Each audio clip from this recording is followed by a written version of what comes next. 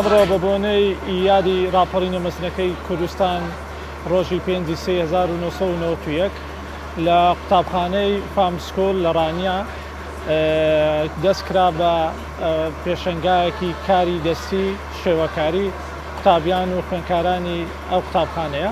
ئێمەش وەکو کەسوکاری خوێندکاران بۆ دیدنی ئەو پێشەنگا و کارە دەستیانەی خوێندکاران سەردانی ئەو قوتابخانەیەمان کرد بە مەبەستی دیدنیان لە کارەکانی قوتابیان و خوێندکارەکانی ئەو قوتابخانەیە دەرکەوتووە کە کاری زۆر باش کراوە.